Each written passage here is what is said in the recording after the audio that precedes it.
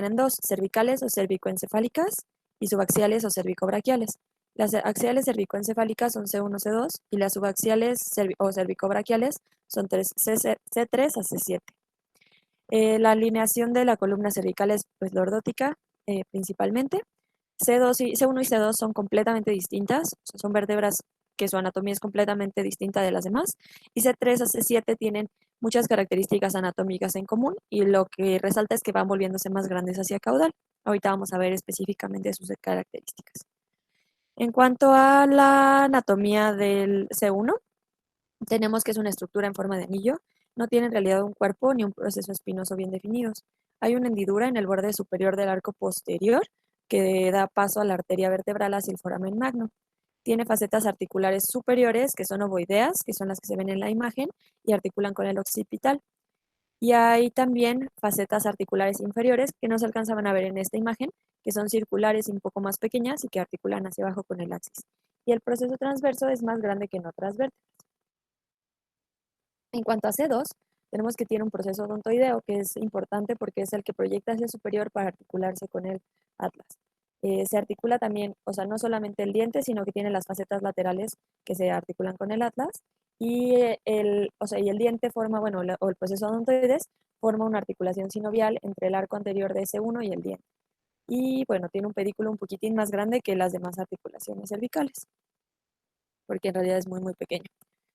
En cuanto a C3 a C7, tenemos que los cuerpos vertebrales tienen una forma un poco más triangular, tienen plataformas superiores cóncavas y inferiores convexas, como se alcanza a ver acá. El arco vertebral, cuentan con un proceso uncinado que se articula con la vértebra suprayaciente, que es este, de acá, y que lo vamos a ver posteriormente en las articulaciones que hay. Tiene un pedículo muy corto que une el cuerpo con las masas laterales. Las masas laterales tienen una forma romboidea, como se alcanza a ver acá, y tienen también unas láminas que se unen para formar el arco hacia posterior, que serían estas de acá. También tienen una apófisis espinosa, que suelen ser bífidas de C3 a C6, y en C7 ya no suelen ser bífidas, y pues hay un proceso transverso. El proceso transverso que estaría en esta parte de acá, eh, se divide en dos por el foramen transverso, y se divide en un tubérculo anterior y un tubérculo posterior, y el proceso transverso es el que permite el paso, el foramen transverso, perdón, es donde pasa la arteria vertebral. En cuanto a las articulaciones, hay 5 de importancia: la atlanto-occipital, la atlanto-axial, las articulaciones apofisarias o cigoapofisarias, las articulaciones de Luschka y los discos intervertebrales. En cuanto a las articulaciones de Luschka, mencionaba la referencia que vi, que en realidad hay gente que las considera articulaciones y gente que no las considera porque son, digamos, el resultado de una degeneración del disco intervertebral. Pero de todas maneras las mencioné. Entonces ahorita las voy a explicar. Entonces la primera es la atlanto-occipital, que permite, o sea, que se hace pues justamente entre S1 y el occipital. Permite la flexoextensión y es el que está marcado en esa imagen. En cuanto a la articulación atlantoaxial, es una articulación de tipo pivote o trocoide entre el proceso odontoides y el arco anterior de C1, permite las rotaciones. Y bueno, las articulaciones per se es una articulación sinovial, por ser pivote. En cuanto a las articulaciones apofisarias o cigoapofisarias, pues son articulaciones que se dan entre las facetas, son articulaciones sinoviales. Las facetas suelen tener un 45 grados de angulación, la faceta superior hacia cefálico, anterior y lateral, y las inferiores hacia caudal, anterior y lateral, para que puedan encajar unas con las otras. Y al ser sinoviales, pues tienen una cápsula. Esa cápsula suele ser laxa para permitir el movimiento, pero lo suficientemente firme para que no sea demasiado ese movimiento. Estas son las articulaciones de Luschka que mencionaba, se describieron en 1858 y hacen como una silla de montar de la parte superior a la vértebra para limitar la flexión lateral. Y bueno, básicamente tiene el proceso uncinado o el uncus que va hacia superior y se articula con el echancur, que es, digamos, como la muesca donde debe de articular. Y pues lo que les comentaba, de que no sabemos exactamente si sí son articulaciones o no, y que existe ese debate en la bibliografía. Y por último, los discos intervertebrales, que ofrecen el 25% de la altura cervical. En realidad no existe un disco entre C0 y C1, ni entre C1 y C2. El núcleo pulposo lo que hace es que resiste las fuerzas de compresión en la columna y el anillo fibroso brinda contención para que el núcleo pulposo no protruya. En cuanto a la parte ligamentaria, hay varias estructuras que tenemos que ver. La primera es las que dan como estructura en la parte más proximal de la columna. En esas hay que resaltar la membrana atlanto-occipital anterior y posterior, que dan estabilidad a la articulación C1, C2. También está la articulación el ligamento apical odontoideo, que es un remanente de la notocorda, y bueno, la membrana tectoria, que es una prolongación del ligamento posterior. Luego, o sea, si las vemos como en otro corte, podemos ver que aquí está el ligamento transverso del atlas, que es el ligamento que es el principal estabilizador de la articulación odontoidea. También está, ese ligamento da una rama, digamos, hacia superior y una hacia inferior, y todos en conjunto se convierten en el ligamento cruciforme. Y también tenemos para estabilizar la misma articulación los ligamentos alares, que van desde la parte o sea, desde el odontoides hacia el occipital, también estabilizan la articulación. Ya yéndonos un poquitín más abajo, pues tenemos el ligamento longitudinal anterior y el posterior. Son continuos en forma de banda, van desde C2 hasta el sacro por las superficies vertebrales, ya sea anterior o posterior. Perdón, doctora, Sí, ¿podrías repetir un poco lo del ligamento cruzado? Que no sí, me quedó muy claro cómo lo en dijiste. cruz. Sí, ¿Sí?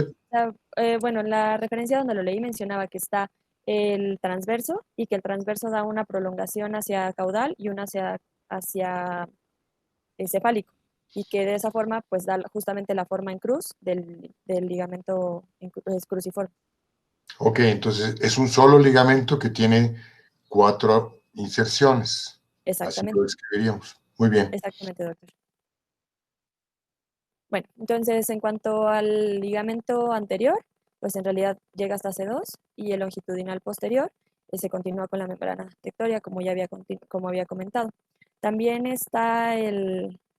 también están los ligamentos, digamos, posteriores, que serían el ligamento amarillo, que estaría aquí, dice ligamento inflado. Está que es un ligamento que pasa, digamos, es como, tiene mayor contenido de elastina que los demás, pasa entre las láminas y, pues bueno, si se lesiona, indica que es muy probable que haya desplazamiento vertebral.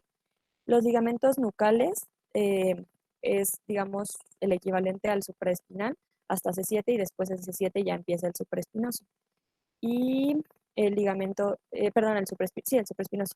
Y están los interespinosos que están en esta parte, están entre los procesos espinosos. En cuanto a la anatomía vascular, tenemos que la arteria vertebral es la primera rama de la arteria subclavia. Pasa, perdón, no es por el proceso, bueno, es así, pero pasa por el orificio transverso. Generalmente entra a nivel de C6, pero puede entrar a nivel de C7 en el 5% de las veces o hasta C4. No mencionaba el porcentaje en el que entra al orificio transverso en C4. Y bueno, hay varios lugares donde se puede, digamos, puede sufrir estrés la arteria vertebral, que es o sea, el momento de entrar al proceso transverso en C6, cuando llega al espacio entre C1 y C2 y entre C1 y el cráneo. En cuanto a la neuroanatomía, es importante saber dónde emergen las ramas, dependiendo o sea, de la altura que tienen. C1, por ejemplo, sale de la médula, digamos, entre C1 y el cráneo. De C2 a C7 emergen superior a los pedículos. En C8 emerge inferior al pedículo. Y pues ya de abajo o sea, de C8 para abajo, pues ya emerge por abajo de la vértebra respectiva. También es importante saber, digamos, en un corte transversal, la cercanía de la emergencia de los nervios respecto a las demás estructuras, porque esto explica las compresiones que puede haber y porque con un cambio muy pequeño puede haber una sintomatología muy importante. Entonces, este es un corte axial en un esquema donde se ve la raíz nerviosa con sus ramos y todos sus componentes. En anaranjadito o en amarillo viene pues la rama, el nervio. En azul está el disco, como rojito está la arteria vertebral y en morado está la faceta. Entonces, en realidad, cualquiera de estos, si tiene un aumento de volumen, si tiene hipertrofia, si tiene una extrusión, una protrusión, puede comprimir a diferentes niveles. Entonces, nada más así, como muy brevemente, no vamos a tocar el tema de síndrome de salida torácica, pero sí es importante como un diagnóstico diferencial. Entonces, nada más voy a mencionar muy brevemente algunos aspectos en cuanto al plexo braquial anatómicamente. Entonces, tenemos que el plexo braquial abandona o sea, sale por el triángulo posterior del cuello, está formado por las raíces de C5 a T1. Antes de dar troncos, da el nervio dorsal de la escápula por sus ramas C5 y o sea, por parte de C4 y C5, y el torácico largo por C5 y C7. El plexo puede estar prefijado si aporta C4 o puede estar posfijado si aporta T2, perdón. Las ramas anteriores dan origen a 3 troncos. El superior, que es de C5 y C6, el medio C7, que es nada más la continuación, y el inferior de C8 y T1. Después, con respecto a la arteria axilar, dan fascículos. El tronco superior y medio en su división anterior dan el fascículo lateral. La división anterior del tronco inferior da el fascículo medial y las divisiones posteriores, todas, forman el fascículo posterior. El fascículo lateral da 2 ramas terminales, la raíz lateral del nervio mediano y del músculo cutáneo. El fascículo posterior da 2 ramas terminales, el nervio axilar y radial. Y el medial da 2 ramas terminales también, el ulnar y la raíz medial del medial. Además, el fascículo lateral da algunas ramas que no son terminales, como el nervio pectoral lateral, y el medial da el nervio pectoral medial, que después se une. El fascículo posterior da otras ramas, que son el nervio subescapular superior, el tóraco dorsal y el subescapular inferior, y el fascículo medial da el nervio cutáneo medial del brazo y el cutáneo medial del antebrazo. Todos estos nervios, o sea, ya sea desde el plexo hasta más distal, pueden dar fenómenos de atrapamiento. Los principales serían, bueno, digamos, desde proximal, infraclavicular en diferentes momentos que vamos a ver en la clase de síndrome de salida torácica, pues da atrapamientos del plexo braquial. En la muesca subescapular se puede atrapar el nervio supraescapular. Si nos vamos hacia abajo, en el canal de torsión del nervio radial, puede darse un atrapamiento del nervio radial, o también se puede atrapar el nervio radial en el túnel radial, que es un poco más distal. Acá se ve. En cuanto al nervio cubital, se puede atrapar en el túnel cubital o en el túnel o canal de Guyon. Y en cuanto al nervio mediano, se puede atrapar en la aponeurosis del bíceps braquial o en el túnel del carpo. Y el axilar se puede atrapar en el espacio cuadrangular. Y todas estas van a ser diagnósticos diferenciales para dolor braquial, que no necesariamente tiene que tener cervicalgia. Entonces, es parte de lo que tenemos que explorar para poder hacer una valoración adecuada a los pacientes. Pero el doctor Carlos será el que continúe con el resto de la clase. Muchas gracias. Muy bien, ¿algún comentario? Nada, pues entonces seguimos, por favor, con Carlos la clase. Sí, Doc. Un segundo lo voy.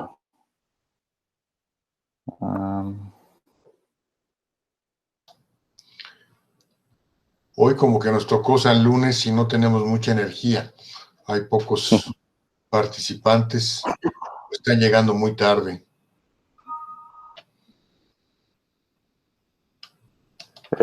Listo. ¿Se ve mi pantalla? ¿Sí? Bueno. Ok, continuando con la clase, pues el tema del día de hoy es cervicobraquialgias. Yo soy el doctor Aguilar, R5 de cirugía de columna del instituto. Los objetivos de esta clase, pues, es definir los términos relacionados que involucran esta patología y, pues, describir generalidades y el abordaje principalmente diagnóstico de la misma, así como describir y enumerar todas las, o la mayoría de los diagnósticos diferenciales y los que tienen mayor incidencia. Y finalmente, pues, describir el abordaje para el manejo conservador, ya que todas las patologías involucradas bajo este término, bajo el término de cervicobraquialgias, se van a describir individualmente en clases posteriores. Iniciando con la definición, el término cervicobraquialgia fue utilizado y establecido por primera vez en 1939 por este autor. Actualmente la literatura ya lo tiene en desuso, ya no implica un término para describir alguna patología.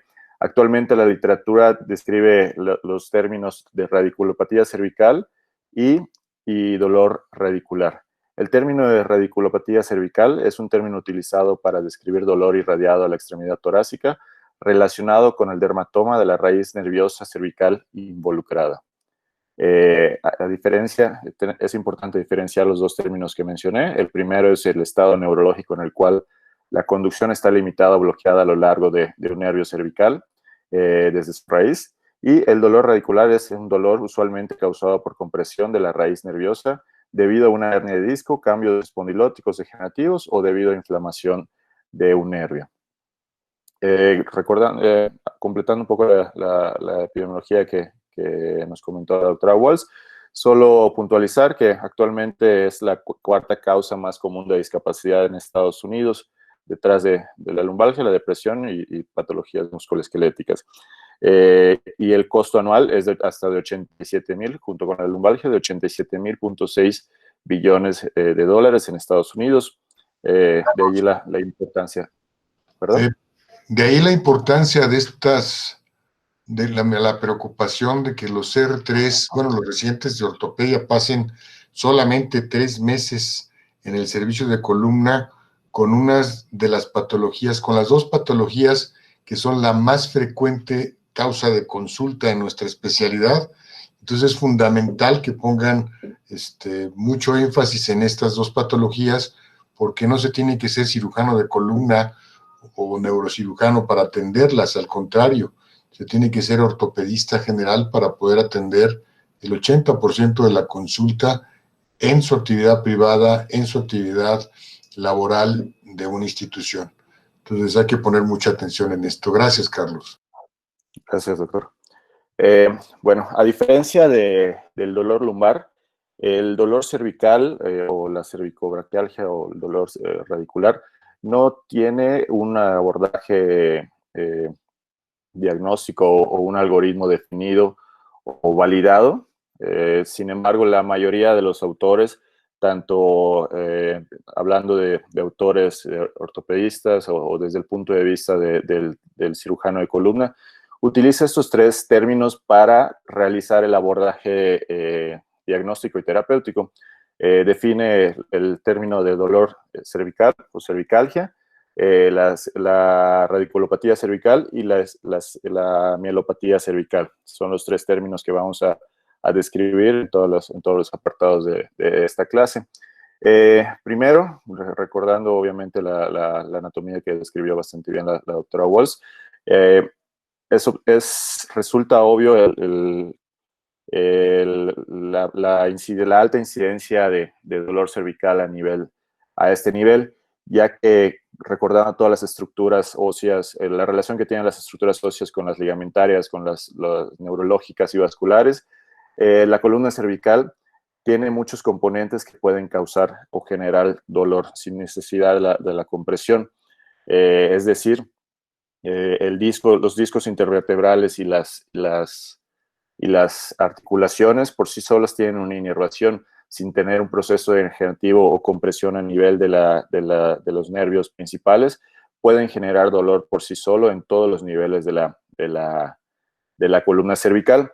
Y pues además de presentar en edades avanzadas la espondilosis, los procesos degenerativos que contribuyen de igual forma con la compresión tanto de las raíces nerviosas como las compresiones a nivel central con la médula. En cuanto a las hernias de disco, pues existen varios tipos.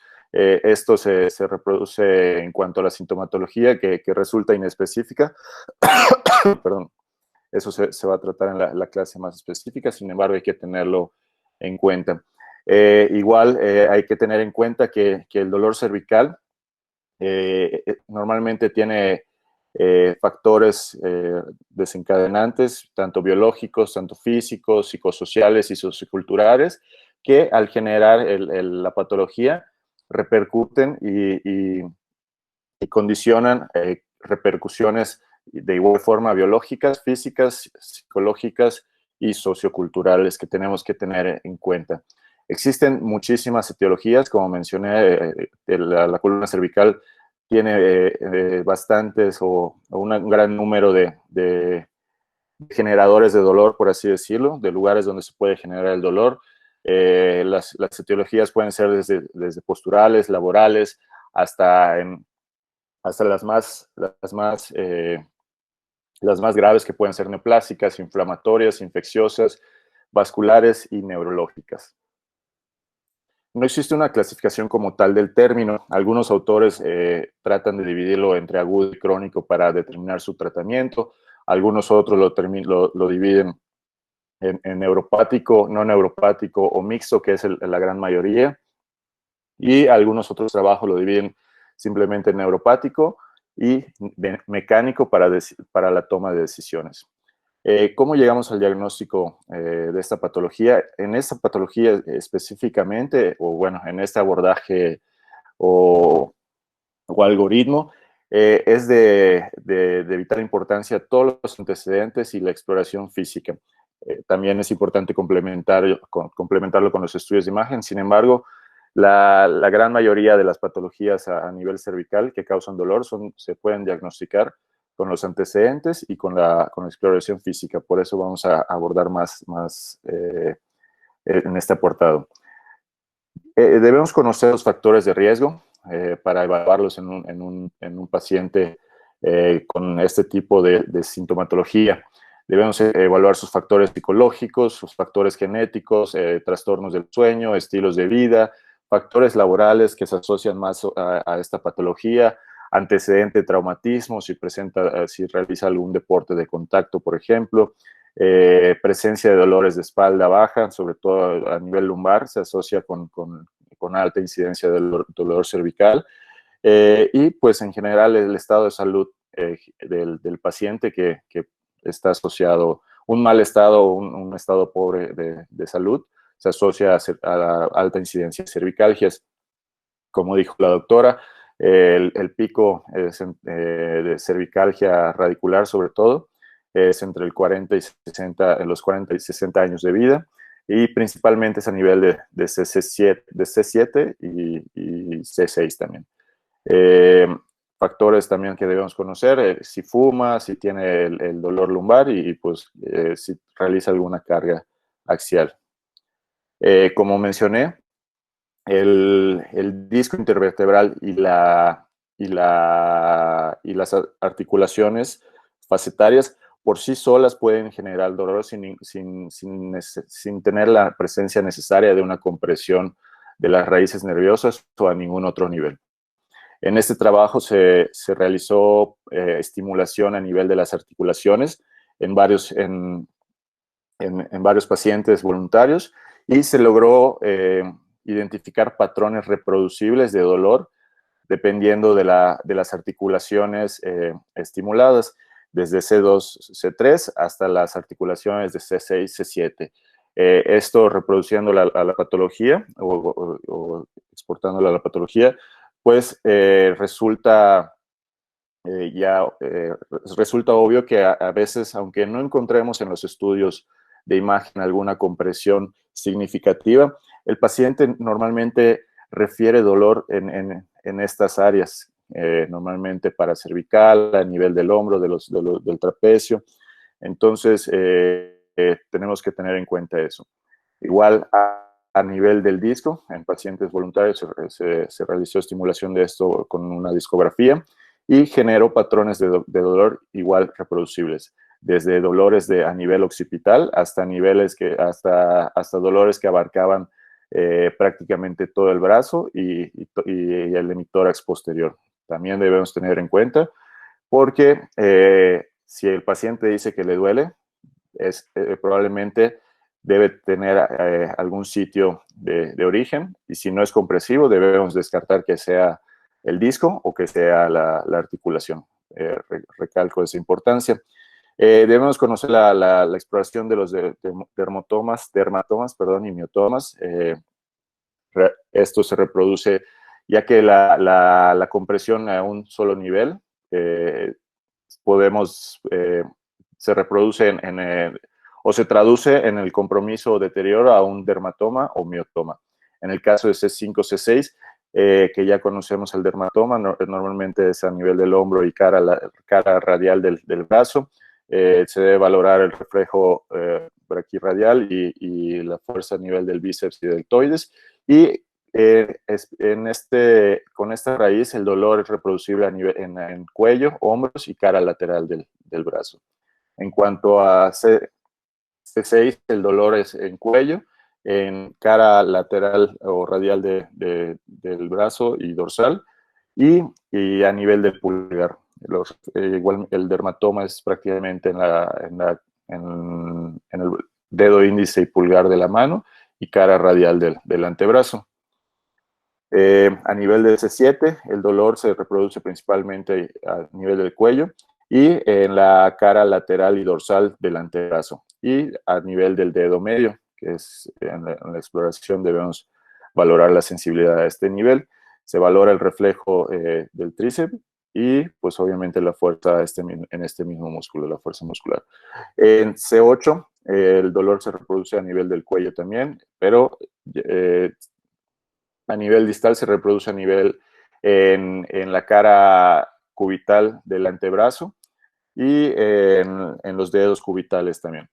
Se debe valorar esa zona de sensibilidad y la fuerza muscular a nivel de los flexores de los dedos.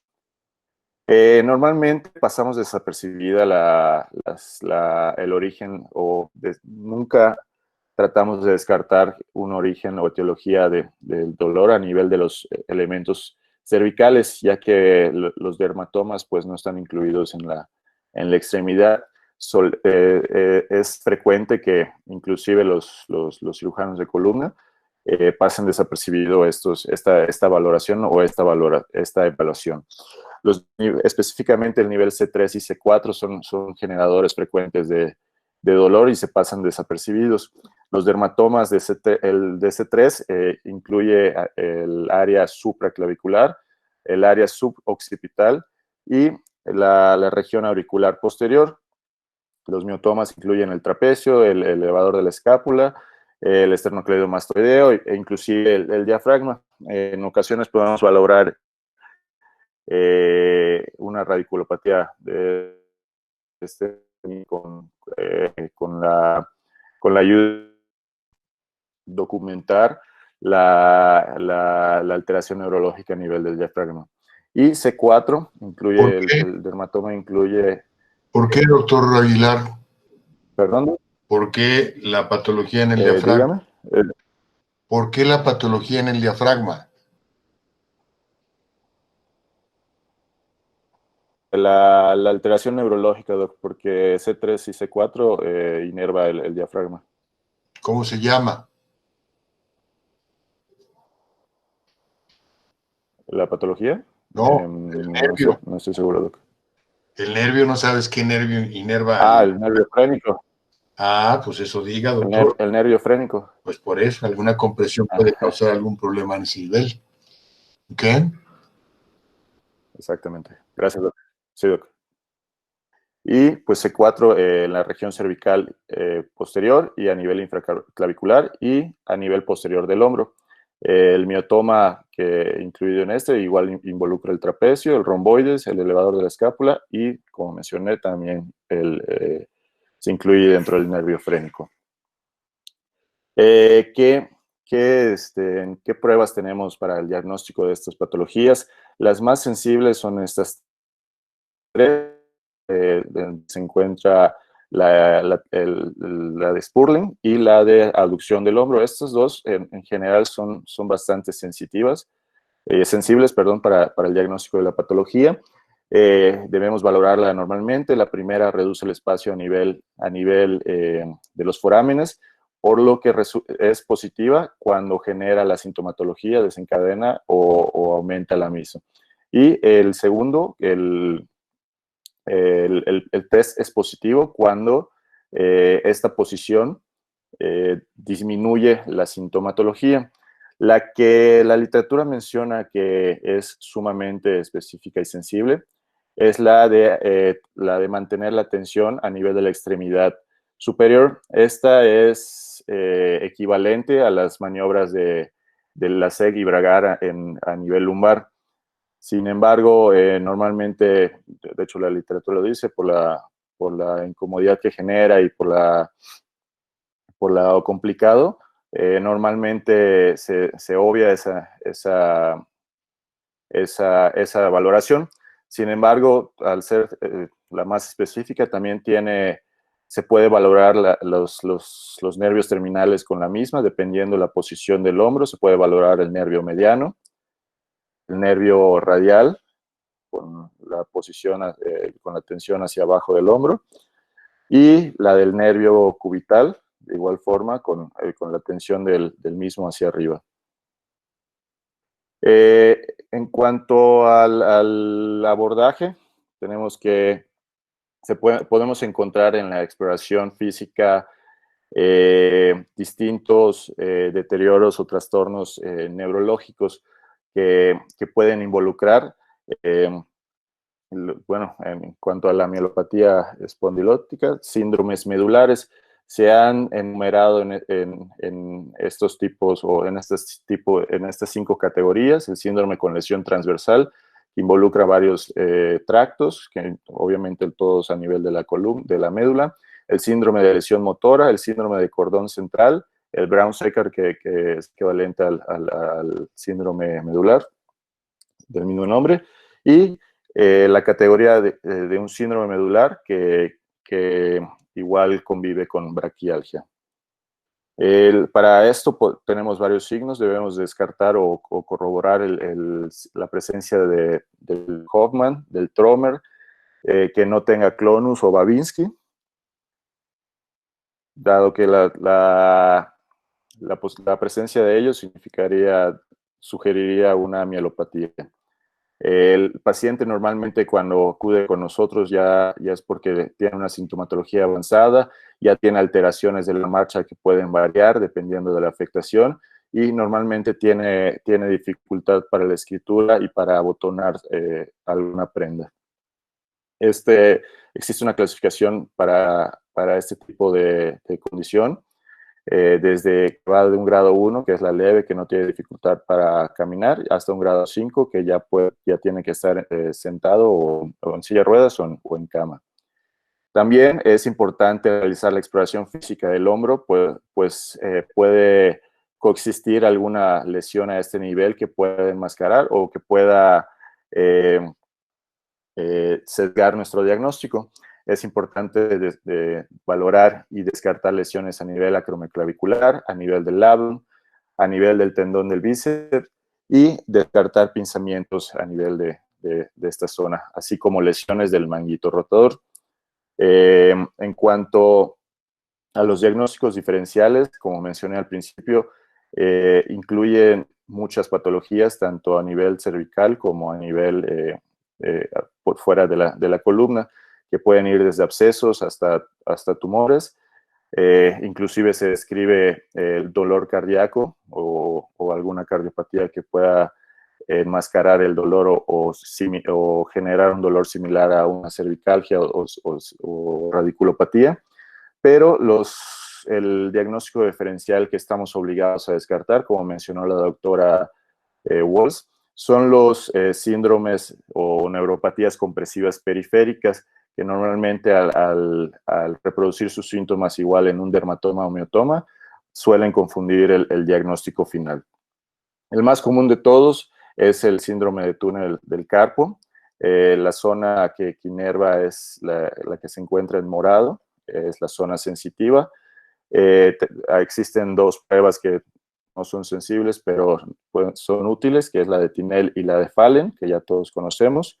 Y normalmente asemeja o mimetiza una radiculopatía a nivel de CC7. Sin embargo, a nivel periférico se distingue del central o de la columna, de las raíces, que no tiene debilidad a nivel del tríceps o de la extensión de la muñeca. En cuanto al síndrome de túnel cubital, pues este nervio involucra muchas zonas de compresión a nivel de su trayecto, a todo nivel de su trayecto, principalmente a nivel del codo y a nivel de la muñeca. Este asemeja una lesión radicular de C8T1. A diferencia de este, no tiene debilidad a nivel de la aproximación del pulgar.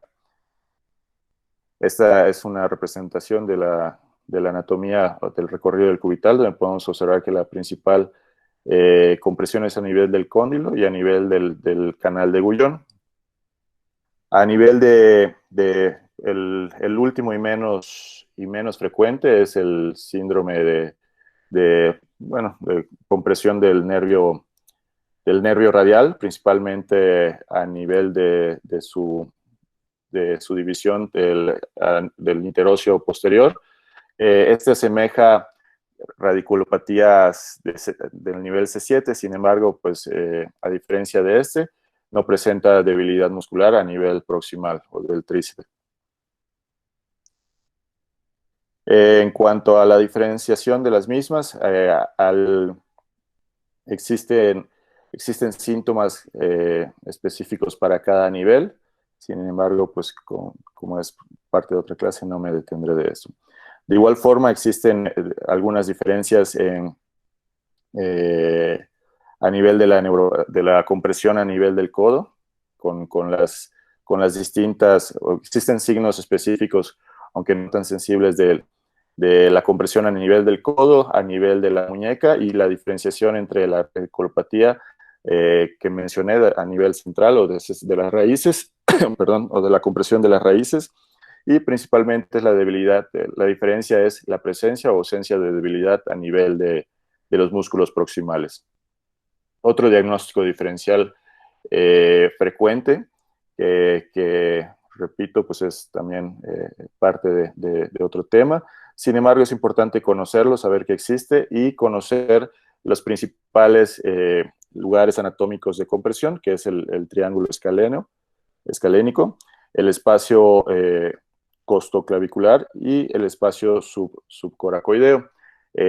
Como vemos, existe una relación tanto neurológica o de tejido nervioso como vascular. Entonces, este síndrome puede ser subclasificado en síndrome torácico, de salida torácica neurológico, y ya sea arterial o venoso. Tenemos que tener en cuenta eso. Las principales pruebas para esto son la de Addison y la de Ross. A diferencia del arterial y venoso, el síndrome de salida torácica neurológico se puede identificar en en estudios complementarios de electromiografía. También se debe complementar posteriormente con los estudios de imagen, principalmente las radiografías, para descartar presencias de costillas cervicales, o un estudio más específico en cuanto a la etiología vascular, pues la angiografía y documentar la compresión ya sea arterial o venosa en las áreas anatómicas que ya mencioné. Otro síndrome que no es tan común, pero debemos tener en cuenta, es el síndrome de Grisel. Normalmente es generador de dolor a nivel del cuello. Esta es una subluxación atlantoaxial. En general, debemos descartar siempre cualquier tipo de inestabilidad a este nivel, que normalmente pasamos desapercibida en los síndromes dolorosos cervicales. Específicamente el síndrome de Grisel es una subluxación secundaria a inflamación crónica posterior a un evento infeccioso de las vías aéreas superiores. Este es otro dato que debemos tener en cuenta al realizar la historia clínica del paciente. Y por último, un diagnóstico diferencial. No es muy frecuente, pero sí se ve normalmente en la consulta, al menos en un poco tiempo que yo he estado. Es el diagnóstico de fibromialgia. Este prácticamente es un diagnóstico por descarte. Sin embargo, actualmente, desde 2016, existe unos criterios validados Principalmente se valoran con dos test, el primero del índice de dolor y el segundo que va del 0 al 19 de puntaje, y la escala de severidad de los síntomas que va del 0 al 12. Estas dos escalas nos sirven para realizar el criterio. Bueno, principalmente se valoran los puntos dolorosos, los puntos gatillos, que son 18 en total para fibromialgia. Y estos criterios nos dicen que un índice de dolor igual o mayor de 7 y un score de sintomatología igual o mayor a 5 es diagnóstico de fibromialgia, o un valor de 4 o 6 en el primero, pero un valor mayor de 9 en el segundo. Y debe agregarse con dolor generalizado, y esto se define como un dolor presente en 4 o más regiones. Para descartar, aunado a la exploración física, como mencioné, es la parte más importante para el abordaje diagnóstico. Sin embargo, la complementación con estudios de imagen aumenta la sensibilidad para el diagnóstico. A nivel cervical, además de las panorámicas, debemos tomar todas las proyecciones o solicitar todas las proyecciones de este nivel. Inclusive, no lo esquematicé acá, pero los autores y muchos trabajos mencionan que se debe pedir de rutina la transoral, por lo que ya mencioné de que debemos de descartar inestabilidad en los niveles axiales de la columna cervical. En estas patologías son de especial interés las regiones o las proyecciones oblicuas, perdón, ya que nos permite valorar el área de los forámenes o una disminución de la misma. De igual importancia en esta patología los estudios dinámicos, ya que en ocasiones en los estudios estáticos no observamos alguna compresión. Sin embargo, aún así el paciente ya tiene datos neurológicos, inclusive compatibles con una mielopatía. Esto se puede explicar por lo descrito en este esquema.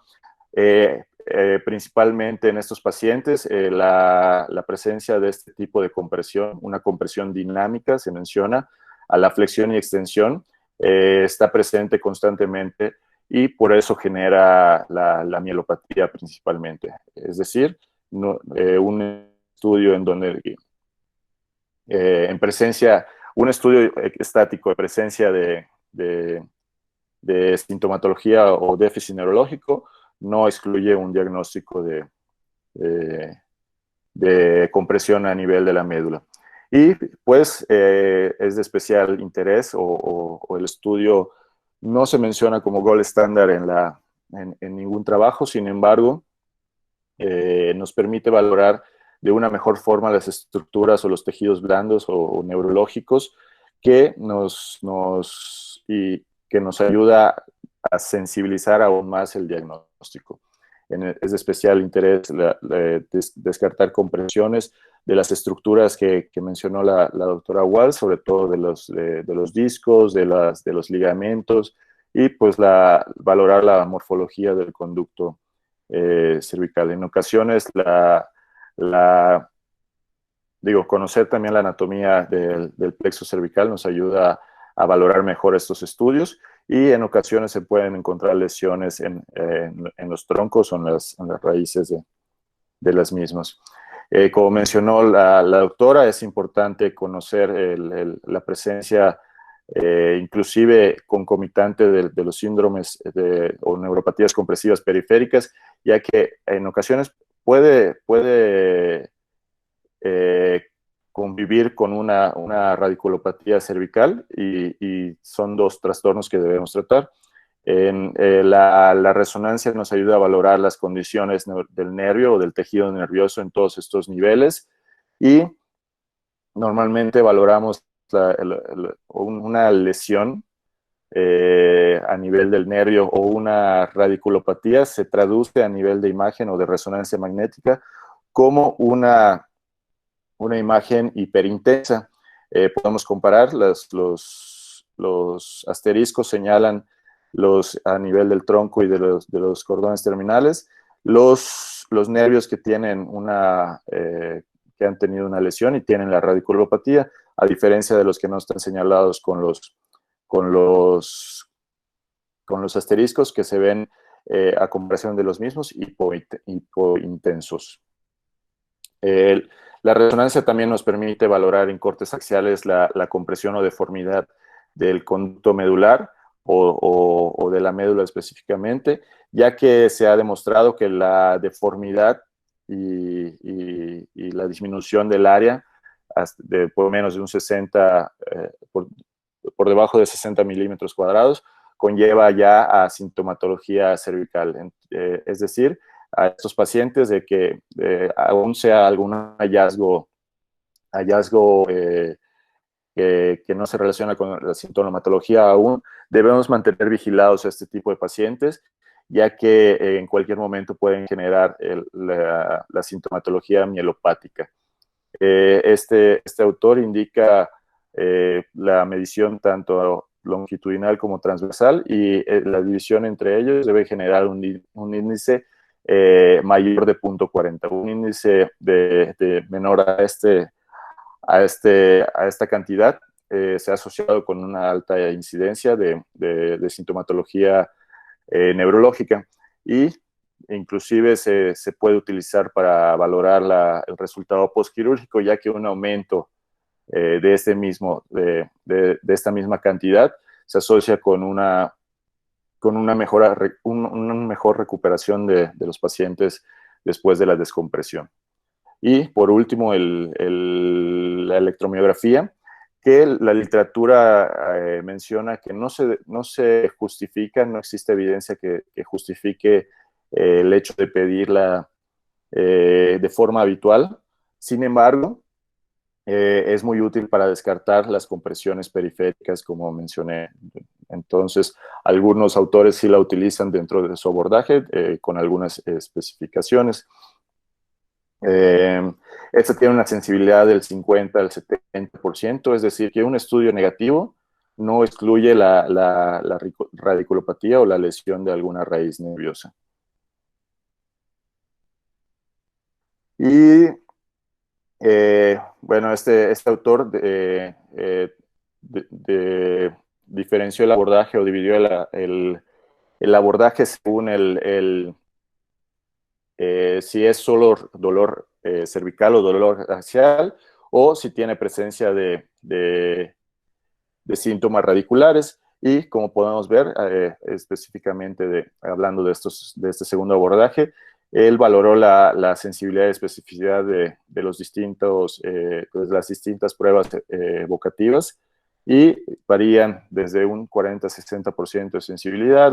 Realmente sí tiene un porcentaje muy bajo, pero tiene un porcentaje elevado de especificidad, sobre todo la de Spurling y la de la aducción del hombro que ya había mencionado.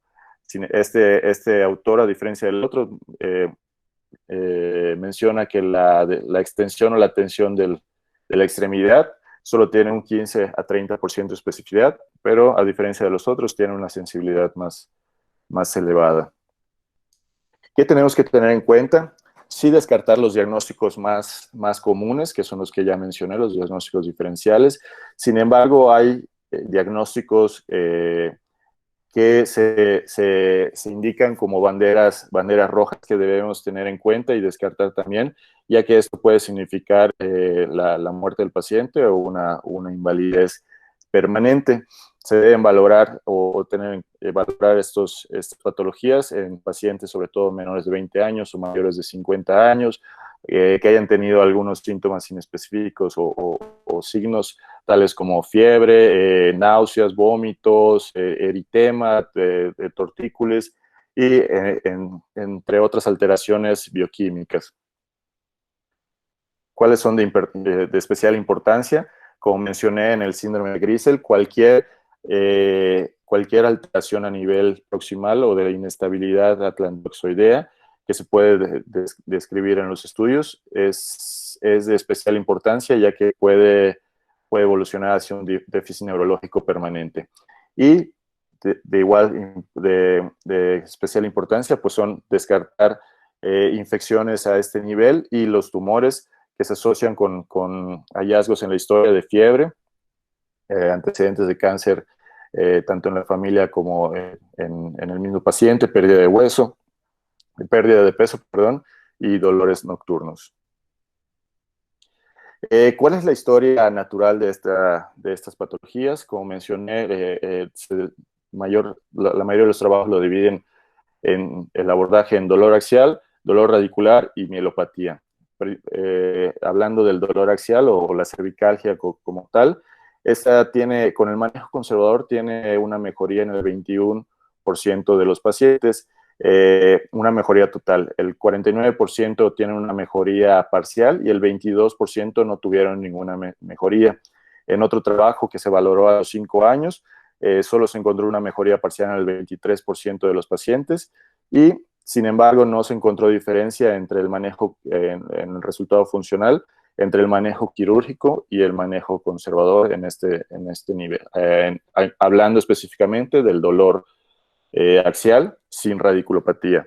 En cuanto a la espondilosis o el proceso degenerativo, en caso de encontrar estos hallazgos sin presencia de compresiones significativas, en este trabajo, estos autores, en un seguimiento de hasta 20 años, de 10 a 20 años, se encontró que el 45% de los pacientes que no tuvieron síntomas mielopáticos tuvieron buena resolución de los síntomas a corto plazo, el 55% continuaron con ciertas molestias y el manejo conservador pudo aliviar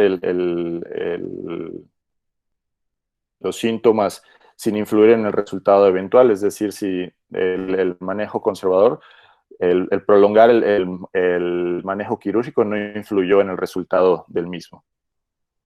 En cuanto a la radiculopatía, se encontró una resolución completa del 43%, una resolución parcial en el 25% y el 32% continuaron con dolor o molestias o sintomatología de moderada a severa. Y en cuanto a la mielopatía, es importante separar este último término de los anteriores, ya que los anteriores, como vimos, tienen cierta resolución con el manejo conservador. Sin embargo, la mielopatía tenemos que tener en cuenta que ya es indicación, al detectarlo o al tener el diagnóstico, ya es una indicación del manejo quirúrgico. En general, ellos tienen una progresión del 75%, el 20% tiene una progresión lenta y estable, pero hay un 5% que tiene una progresión rápida de la sintomatología. Es decir, esta es la sintomatología hace referencia al déficit neurológico y cualquier déficit neurológico al momento de la valoración o del diagnóstico es un déficit neurológico que no se va a recuperar. De ahí la importancia de realizar el manejo quirúrgico a la brevedad. ¿Qué opciones tenemos para el manejo conservador?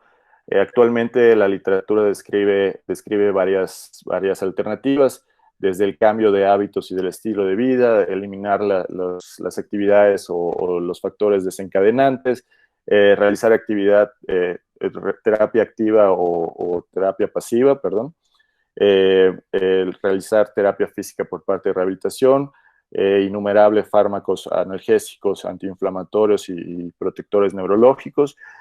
Mencionan la tracción, que pues es la que tiene menos evidencia. En cuanto a las opciones del tratamiento farmacológico, tenemos desde antiinflamatorios no esteroideos, los esteroides, moduladores neurológicos, opioides y inclusive como alternativa tenemos las infiltraciones. ¿Qué nos dice la literatura sobre estas opciones o sobre estas alternativas? En cuanto a la infiltración, que es que la mayoría de los autores indica que se debe realizar después de un manejo conservador inicial con las otras alternativas. Esta no ha mostrado diferencia en los grupos en cuanto al manejo del dolor. Sin embargo, en algunos estudios sí menciona que tiene una evidencia baja, pero pues útil. De igual forma, con las inyecciones epidurales, sí han mostrado cierta mejoría, pero a corto plazo. Solo hay un estudio que ha demostrado que a los 2 años continúan con esta mejoría en el 70%. Y en un estudio en el que se compararon bueno, 3 manejos específicos, que era la infiltración con esteroides y versus la infiltración con gabapentina o nortriptilina versus la infiltración con más analgésicos, más la terapia física, en donde este último, el grupo 3, es el que tuvo mejores resultados, por lo que se indica el tratamiento combinado. En cuanto a la radiofrecuencia, no existe ninguna diferencia entre los grupos a las 4 semanas en el estudio, y en otro estudio se valoró y no existe diferencia entre los grupos a las 6, a las 12 semanas, y existen pequeñas diferencias a los 6 y 12 meses. ¿Qué se encontró sobre los ejercicios? La mayoría no escribe o especifica qué tipo de ejercicios, sin embargo, algunos valoraron ejercicios de fortalecimiento, otros de tipo aeróbico, y encontraron desde intermedios a buenos evidencia de que mejoran a corto plazo la sintomatología. En cuanto a la opción de masajes, igual encontraron evidencia intermedia de los efectos, y la manipulación de la columna. Realmente no entendía a qué se refería. Me parece que es la tracción. Encontró una evidencia baja para disminuir la sintomatología a corto plazo. Se valoró, entre otras, la acupuntura y yoga, descartando y encontrando baja calidad de la evidencia para recomendarlas, al igual que la electroterapia. Ahí sí no. Algunos otros tratamientos que se valoraron fue la utilización de estas como ventosas que generan un vacío y succión a nivel de ciertos puntos específicos de dolor. Este estudio encontró efectos inmediatos, es decir, a menos de una semana, en mejorar la sintomatología de discapacidad. Y la tracción, que mencioné que algunos autores sugieren, no se encontró efectos beneficiosos para el tratamiento. ¿Qué se recomienda? Como observamos, ninguna opción del tratamiento conservador tiene evidencia suficiente por separado. Sin embargo, hay evidencia que nos indica que la combinación de todas estas alternativas o de varias alternativas aumenta los resultados en este nivel. En general, algunos funcionan mejor para el manejo agudo o la presentación aguda de la patología, y otros, como los antidepresivos y relajantes musculares, son más beneficiosos a nivel de la cronicidad de la patología. Estos autores nos ofrecen este algoritmo en general para el ortopedista general, para los médicos generales, en donde al realizar el diagnóstico de radiculopatía, ellos indican el manejo a este mismo nivel, con todos los antecedentes y todas las opciones que ya mencioné. Se deben descartar las banderas rojas o los síntomas de alarma que igual ya describimos. Dependiendo si hay ausencia o presencia de los mismos, se deben pedir tanto estudios de imagen como estudios bioquímicos, y alguna alteración de los mismos significaría la referencia con un especialista en columna. Al no tener la presencia de los otros, se deben descartar banderas rojas más específicas. En caso de la presencia de los mismos, se debe solicitar la resonancia, y en caso de encontrar alguna alteración, referir con el cirujano de columna. En el caso de que no tenga estas banderas rojas, descartar las banderas rojas se debe descartar para procesos oncológicos. En caso de que no tengan presencia, descartar la historia de trauma. En caso de que sí, se debe realizar todos los estudios y al final valorar el envío con un cirujano de columna, un especialista en columna. En caso de que no tenga banderas rojas para patologías oncológicas, debemos descartar, como dije, el antecedente de traumatismo, pedir las radiografías, descartar la inestabilidad, como mencioné, sobre todo en los elementos proximales. En caso de que se presente alguno de estos, pues mandar con un especialista en columna.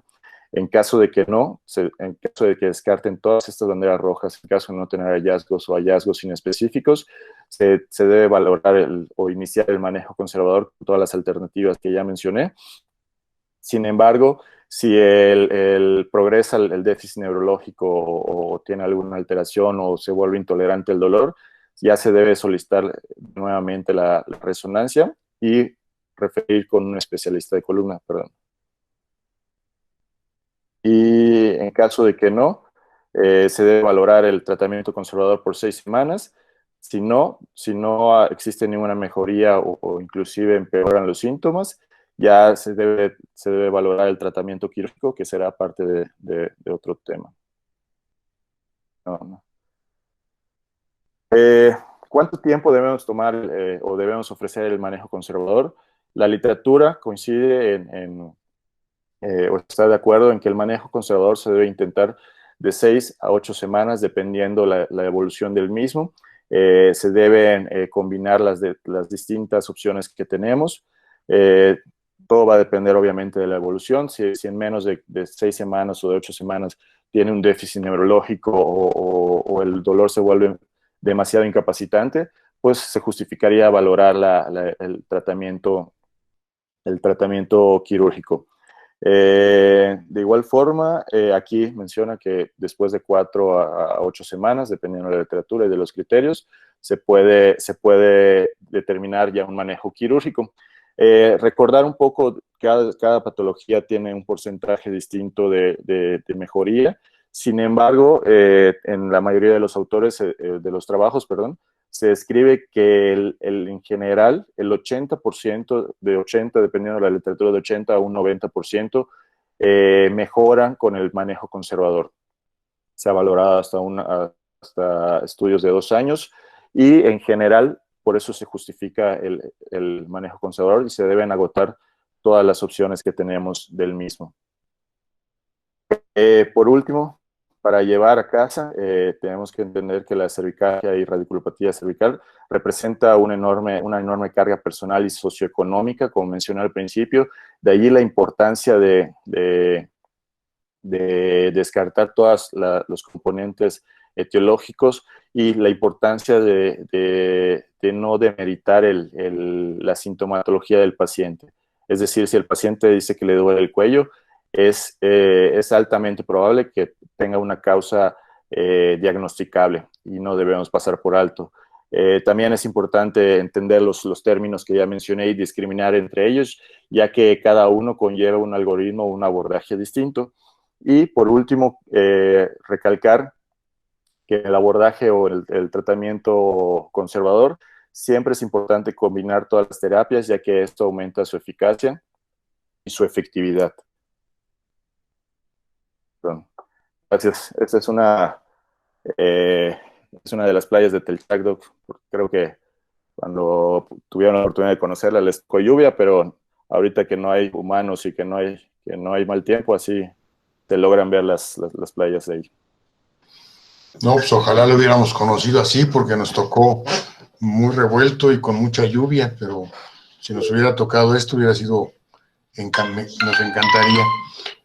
2 cosas. Te encargo, por favor, doctor, si haces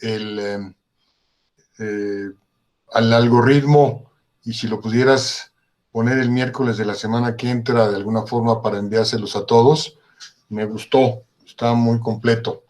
Y la otra, doctor Ernesto García, ¿nos podría dar su opinión?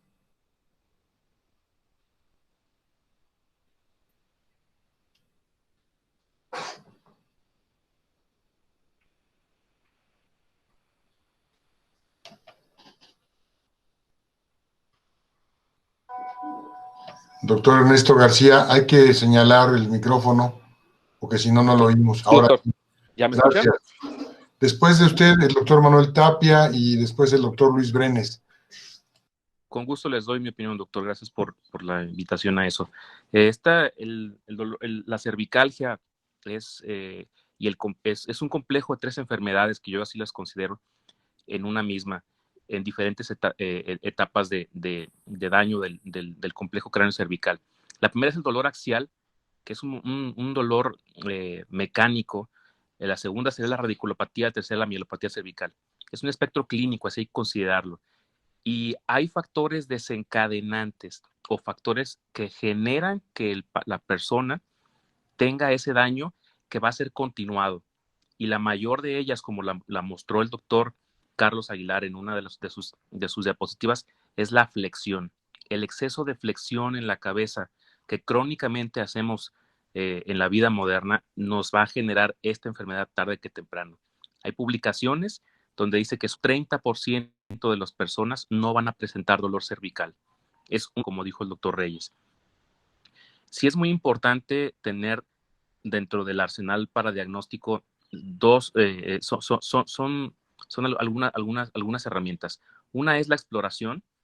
Es fundamental saber la exploración neurológica, entre lo cual hay que diferenciar entre los dermatomos y miotomos específicos de cada segmento de la raíz, porque eso nos va a dar una orientación hacia cuál es el disco que está generando más síntomas en los casos de patología multinivel. El segundo, evidentemente, son los estudios de imagen, donde es especialmente importante notar si hay hiperintensidad en la médula espinal. Porque si hay hiperintensidad en la médula espinal, la recuperación no va a ser al 100% y hay que decírselo al paciente. El tercero, aunque no hay una correlación en estudios en cuanto a que tenga que pedirse de manera sistemática, es la electromiografía. Sin embargo, cuando hay un daño neurológico ya de las raíces nerviosas irreversible, la operemos o no operemos al paciente, no va a tener mejoría. Y eso hay que decírselo también al paciente. Para eso sí sirve la electromiografía como factor pronóstico, porque si no la tenemos lista, no tenemos solicitada y el paciente tiene la expectativa de mejorar cuando ya hay un daño definitivo en las raíces nerviosas, vamos a tener una relación mala con el paciente en ese sentido. Por eso yo sí la considero importante. De hecho, yo la uso cuando tengo sospecha de que el daño va a ser irreversible y hay que probarlo desde antes de operar al paciente. Ahora, en cuanto a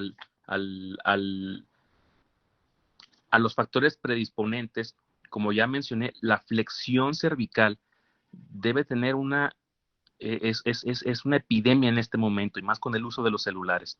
Una flexión mayor a 20 grados de la mirada hacia abajo va a predisponer a un daño cervical crónico. Eso y lo que es el esguince cervical traumático, el síndrome del latigazo, son de las dos cosas que me ha tocado ver en mi práctica clínica que son sumamente importantes como predisponentes para la enfermedad cervical. La radiculopatía, por el contrario, esa es un padecimiento que sí puede tener un tratamiento conservador por el efecto de retracción espontánea discal, ya bien conocido en publicaciones lumbares. Es cuando ocurre esta retracción espontánea del disco, es cuando el paciente mejora, porque no hay una compresión total de la raíz. Cuando no mejora es cuando ya tiene que considerarse la cirugía. Las 6 semanas que está en guías, como lo mencionó el doctor Carlos, es el término adecuado para poder determinar cuándo optar por un tratamiento conservador o no. La mielopatía no admite tratamiento conservador. La mielopatía debe de operarse en todas ocasiones, excepto cuando el paciente, sabiendo que no va a tener mejoría total, no acepta el tratamiento. Pero tiene que saberlo desde antes que no va a mejorar. Es muy importante cuando hablamos de tratamiento conservador, ¿a qué nos referimos en este? Los hábitos y el complejo cráneo cervical se usa 24 horas al día. Se usa cuando estamos trabajando, cuando estamos ejercitándonos, cuando estamos haciendo actividades de relajación y cuando estamos dormidos. Cuando estamos dormidos, una mala elección del soporte cervical o almohada va a favorecer una flexión prolongada. Y eso es muy importante considerarlo. Hay dos preguntas importantes que el paciente nos puede hacer en la consulta. Una, doctor, ¿qué almohada me pongo para dormir? Dos, doctor, ¿cuánto puedo cargar de peso? Y son preguntas muy difíciles de contestar porque no hay evidencia científica para ello.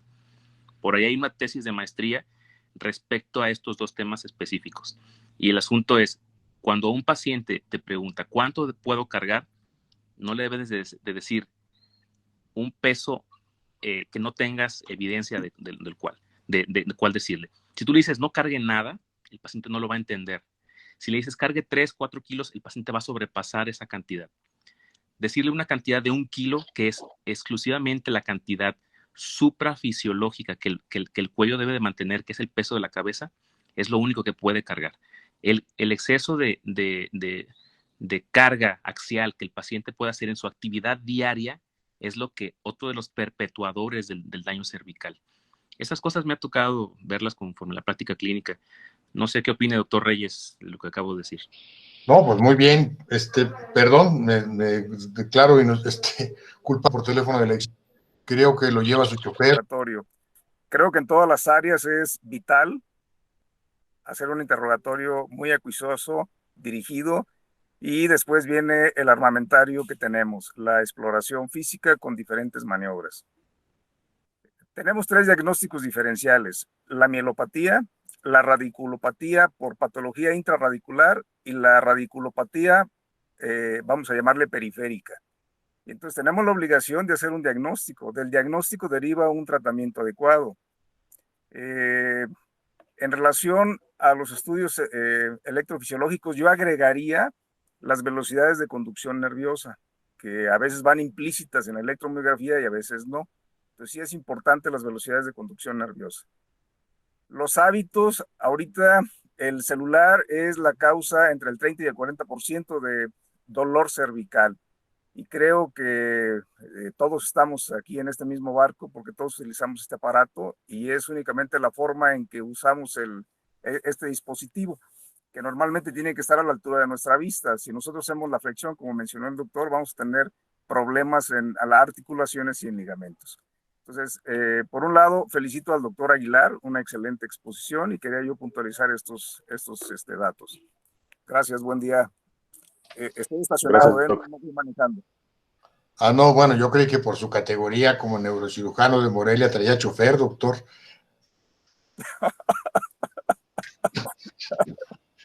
Doctor Luis Brenes, por favor, ¿nos quiere dar su opinión?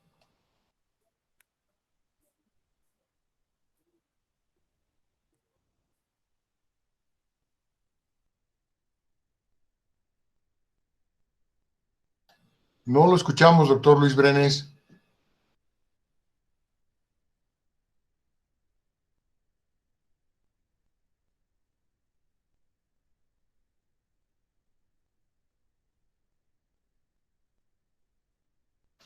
Uy, creo que tenemos problema con la conexión con el doctor Luis Brenes. Se ve que está su micrófono prendido, pero no lo escuchamos, doctor Brenes.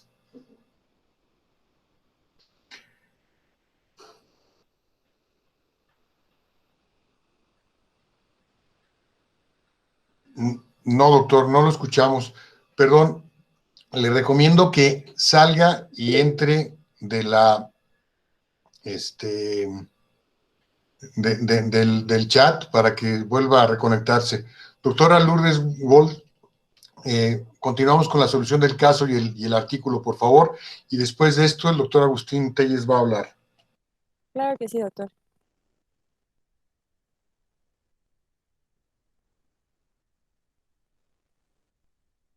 Listo.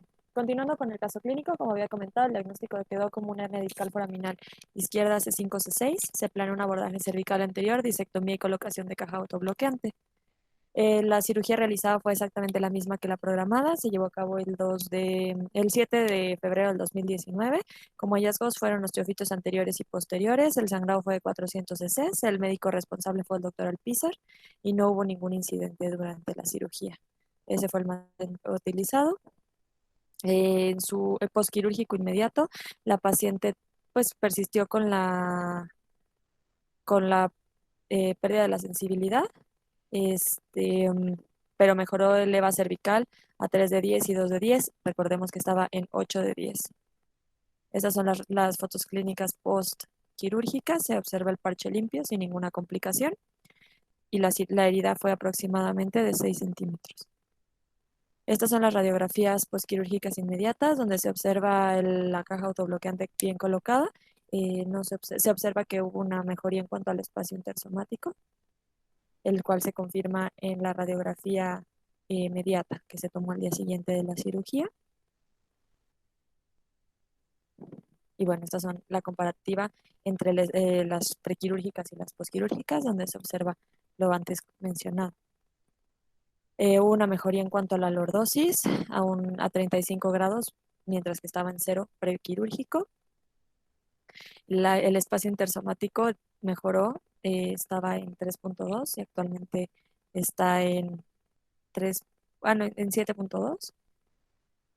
Y bueno, estas son las panorámicas que no tienen mayor cambio respecto a las previas.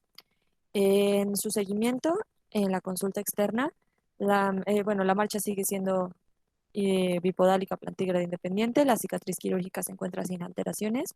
En cuanto a la sintomatología cervical, refiere una mejoría del 90%, presentando un EVA cervical de 1 de 10 y un EVA de extremidades superiores de 0 de 10.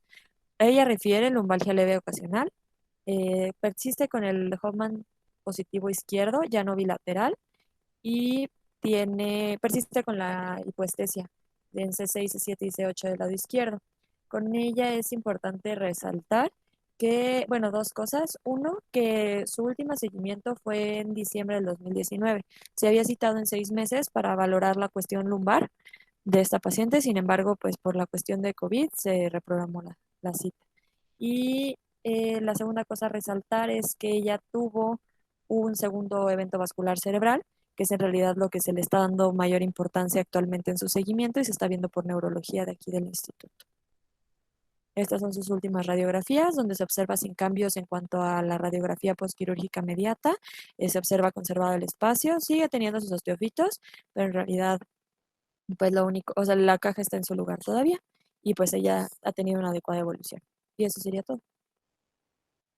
Bueno, el espacio continúa, nada más. Doctor Agustín Telles, su opinión, por favor, y a ver si el doctor Luis Brenes ya se puede oír. Sí, ¿me escuchan? Bueno, buenos días. Doctor Agustín, primero, por favor. Okay. Luis, ahorita ya te oímos. Ok, muchas gracias por la oportunidad. Excelente exposición de los doctores y comentarios de los maestros.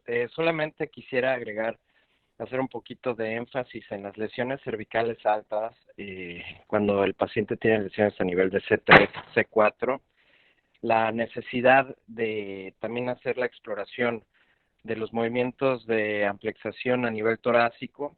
Inclusive muchas veces el paciente no refiere ningún síntoma y se va con una parálisis semidiafragmática, y para poder detectar esto de una manera oportuna, es una parte de la exploración que omitimos la mayor parte de las veces cuando hacemos revisiones cervicales. Y pues de detectarse, el tratamiento es sencillo. 90% de los pacientes que tienen parálisis semidiafragmáticas con fisioterapia logran el mejoramiento clínico. Y de no detectarse, estos pacientes pues van a tener una limitación adicional a sus condiciones físicas secundarias, ¿no? Bueno, pues nada más eso quería agregar. Gracias, maestro. Gracias, doctor Telles. Doctor Luis Brenes. Hola, buenos días, ¿cómo están? Pura vida, doctor. Eso, pura vida. No, muy buenas las dos charlas, la de la doctora Wells y la del doctor Aguilar.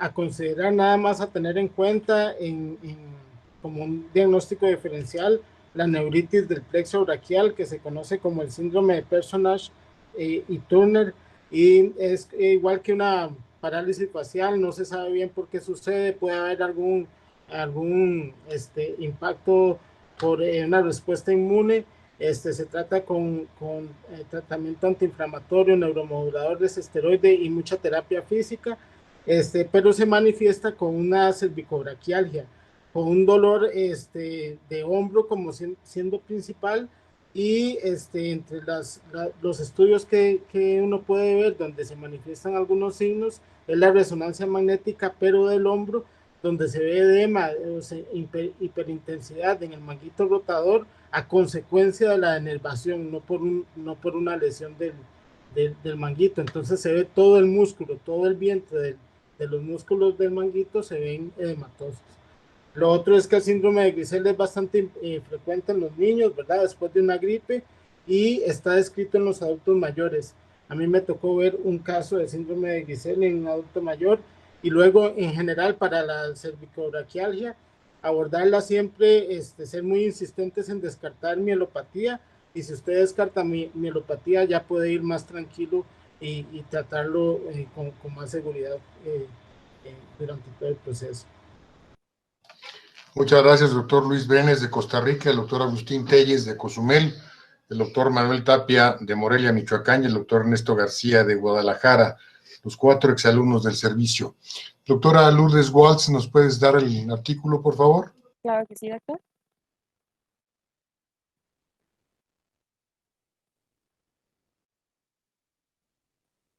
Listo. El artículo que voy a presentar se llama Value of Physical Tests in Diagnosis of Cervical Radiculopathy, a Systematic Review.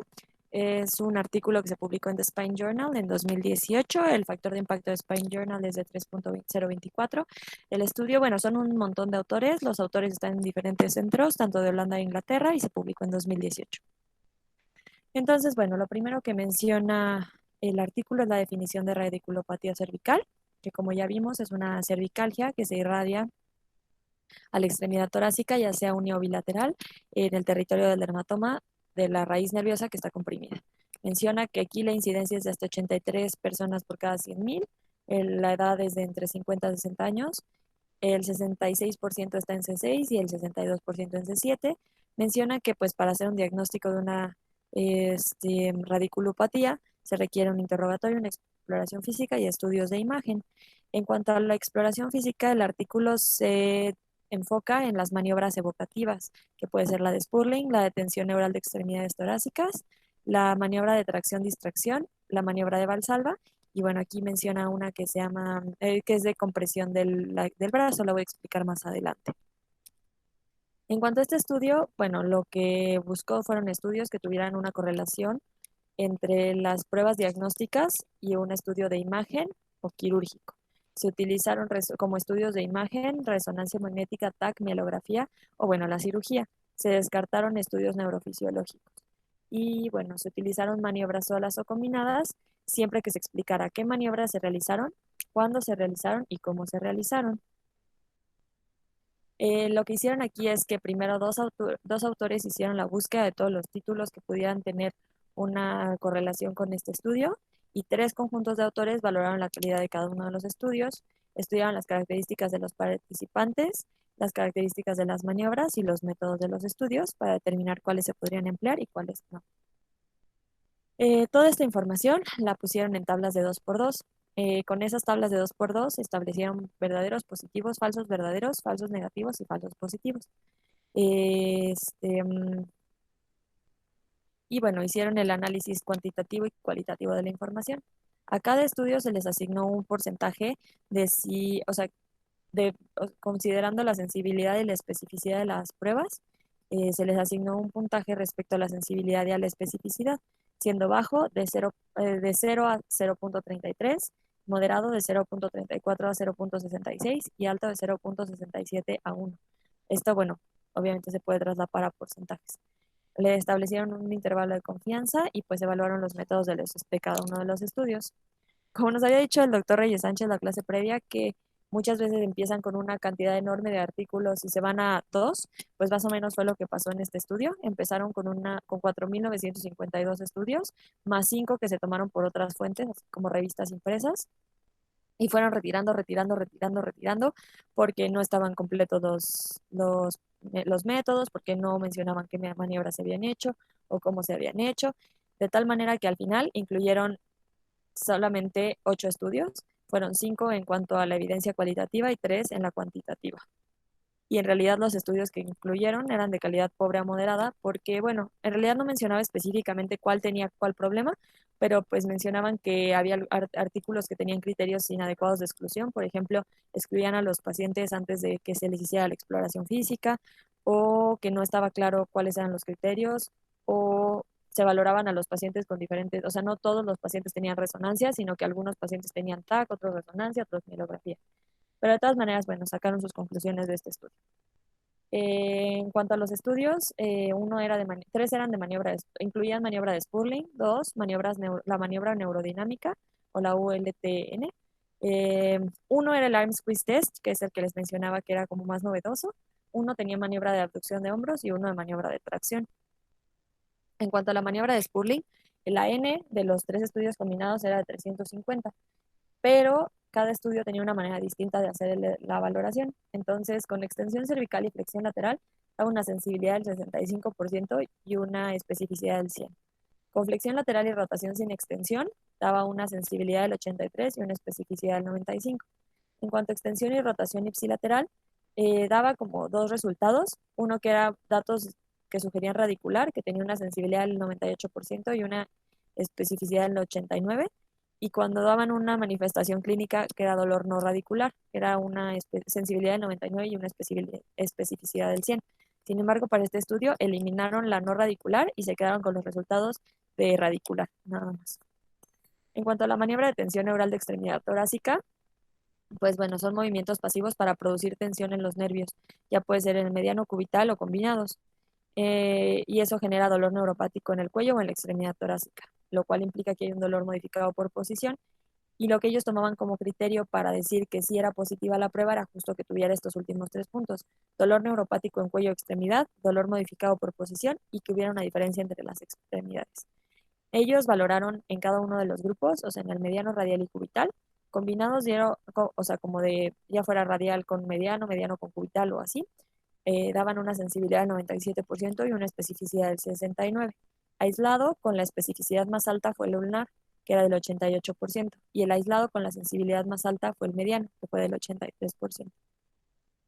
Luego estaba la maniobra de abducción de hombro. Se valoran 13 pacientes y es pues desaparezcan los síntomas al elevar la extremidad afectada por arriba de la cabeza, con una sensibilidad del 47%, pero una especificidad del 85%. El test de tracción se valoraron 24 pacientes. Consiste en que la sintomatología remite a la tracción axial de la región cervical con 10 a 15 kilogramos. Tuvo una sensibilidad del 34% y una especificidad del 97%. El arm squeeze mencionaba que es de los pocos artículos o sea, que el artículo que ellos valoraron era de los primeros en mencionarlo. Lo que menciona es que si existe un atrapamiento en algún momento, habrá dolor en la compresión del bíceps. Y el dolor, y bueno, va a generar una diferencia de EVA al aplicar presión en el tercio medio del brazo de más de 3, o sea, de 3 unidades, si se compara con otras áreas. O sea, que si hay una compresión a nivel acromioclavicular anterolateral del brazo o subacromial, debe tener una diferencia de 3 de EVA o sea, respecto a una compresión a nivel del bíceps. Y este mostró una sensibilidad del 97% y una especificidad del 97%. En cuanto a la discusión, mencionaba que en realidad no hay ningún estudio que haya intentado hacer una revisión sistemática de las maniobras de exploración. El nivel de evidencia de este estudio es limitado y lo reconocen como tal en el estudio, pero pues de todas maneras consideran que pues la información que podría obtenerse a futuro es valiosa. Mencionaban que la sensibilidad de la maniobra de Spurling fue tan variable porque se cambiaba el método en el que se realizaba. Sin embargo, resaltan que la especificidad, sin importar la manera en la que se realizara, siempre fue alta. Mencionaban que la tracción axial y la flexión de hombro mostraron una especificidad alta y una sensibilidad moderada. En la de la tensión neural había una sensibilidad alta y una especificidad moderada cuando eran combinados, y una alta especificidad y mediano una alta sensibilidad. Que el arm squeeze test pues no es un estudio o una maniobra que se haga de rutina, pero podría ser prometedor si se estudian o sea, si se hacen más estudios al respecto. Que hay muchas cosas a considerar para la sensibilidad y la especificidad, que es donde se realiza la valoración, si es un hospital de primer nivel o de segundo nivel, qué tipo de población manejan, qué tanto se pueden reproducir los resultados en otros estudios y qué tan fiables son los resultados, porque en realidad mencionaba que ninguno de los estudios mencionó algún parámetro para fiabilidad. Valorar en contra qué estándar se valoró, o sea, si fue contra una resonancia magnética, fue contra una tomografía, una mielografía, y siempre explicar, o sea, la técnica de exploración, porque eso puede hacer que varíe la sensibilidad y la especificidad de las pruebas. En cuanto a las conclusiones, mencionaba que lo que está pendiente, o sea, que este estudio es como el inicio para abrir puertas a nuevas exploraciones, que en realidad lo que ellos quieren valorar es cuál es la mejor combinación de pruebas que se pueden realizar para tener una sensibilidad y una especificidad más alta. En realidad todavía no se puede hacer una regresión variable porque los estudios eran muy escasos en esta valoración, bueno, en esta revisión sistemática. Sin embargo, que ellos sí pueden concluir o pueden sugerir que que si se hace spurling, tracción axial y arm squeeze test y son positivos, te sugieren que hay una radiculopatía cervical y que si tiene un ULNT y un arm squeeze negativos, entonces se puede descartar una lesión cervical. Y eso sería todo. Muchas gracias, pues ni mandado a hacer el artículo para los comentarios que no hemos tenido y para la plática. Muy bien, doctora. Ojalá se lo pueda pasar al doctor Abons para que lo suban el artículo al chat de cirugía de columna del servicio, Claro que sí, para que doctor. lo podamos distribuir a todos los exalumnos. Ya lo está pidiendo el doctor Ernesto García y creo que es bastante interesante. Pues me parece que hemos logrado lo que necesitábamos. Cada vez estamos logrando esa hora y media que quiero que sean no más de eso. Ojalá entendamos esta parte de la buena síntesis. Los felicito, seguimos trabajando, nos vemos el miércoles en síndrome de salida torácica. Hay que invitar al doctor Mario Mendoza, que yo creo que hoy por hoy es una de las personas más importantes en esta patología. Y para el viernes, que es conducto cervical estrecho, el doctor Yaxel García de Nicaragua fungirá como invitado. Muchas gracias, tengan buen día, no se aloquen, estamos en fase roja, aunque sea naranja. Hasta luego, buen día. Hasta luego, doctor, gracias. Hasta luego, doctor. Hasta luego, doctor.